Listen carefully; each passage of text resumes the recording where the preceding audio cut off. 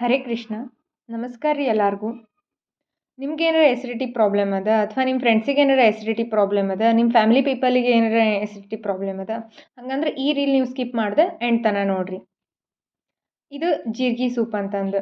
ಈ ಜೀರಿಗೆ ಸೂಪ್ ಯಾಕೆ ಕುಡಿತಾರ ಅಂತಂದ್ರೆ, ನಮ್ಮ ಡೈಜೆಸ್ಟಿವ್ ಸಿಸ್ಟಮ್ ಪ್ರಾಪರಾಗಿ ವರ್ಕ್ ಆಗವಲ್ತು ಅಂತಂದ್ರೆ ಅಥವಾ ಎಸಿಡಿಟಿ ಆಗ್ಯದ ಅಂತಂದ್ರೆ ನಮ್ಗೊಂದೊಂದು ಸಲ ಆಫೀಸ್ಗೆ ಹೋಗೋದು, ಸ್ಕೂಲಿಗೆ ಹೋಗೋದು ಹಿಂಗೆ ಮಾಡಿದ್ರೊಳಗೆ ನಮಗೆ ಟಿಫನ್ನ ಮಾಡ್ಲಿಕ್ಕೆ ಆಗಂಗಿಲ್ಲ. ಹೀಗಾಗಿ ಸ್ಕಿಪ್ ಮಾಡಬೇಕಾಗ್ತದೆ ಬ್ರೇಕ್ಫಾಸ್ಟ್ ಅದು ಎಲ್ಲ.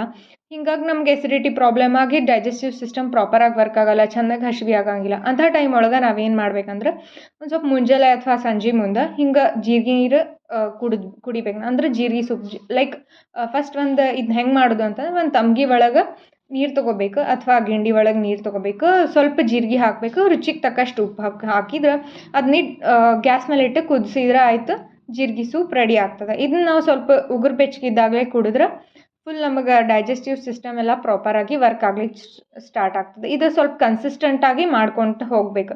ನಿಮ್ಗೆ ಅಥವಾ ನಿಮಗೇನಾದರೂ ಎಸಿಡಿಟಿ ಇದ್ರೆ ನೀವು ಇದನ್ನು ಟ್ರೈ ಮಾಡಿರಿ, ನಿಮಗೆ ಫುಲ್ ಪಕ್ಕ ಎಲ್ಲ ವರ್ಕ್ ಆಗ್ತದೆ ಇದು. ಆಮೇಲೆ ನಂಗೆ ನೀವು ಥ್ಯಾಂಕ್ಸ್ ಹೇಳ್ರಿ. ಮತ್ತು ಯಾರಿಗೆ ಎಸಿಡಿಟಿ ಆಗ್ತದಲ್ಲ ಅವರಿಗೂ ಈ ರೀಲ್ಸ್ ಶೇರ್ ಮಾಡಿರಿ, ಸೊ ದ್ಯಾಟ್ ಅವ್ರಿಗಿದೆಲ್ಲ ಎಸಿಡಿಟಿ ಕಡಿಮೆ ಆಗಿ ಅವ್ರ ಡೈಜೆಸ್ಟಿವ್ ಸಿಸ್ಟಮ್ ಪ್ರಾಪರಾಗಿ ವರ್ಕ್ ಆಗಲಿ. Thank you for watching.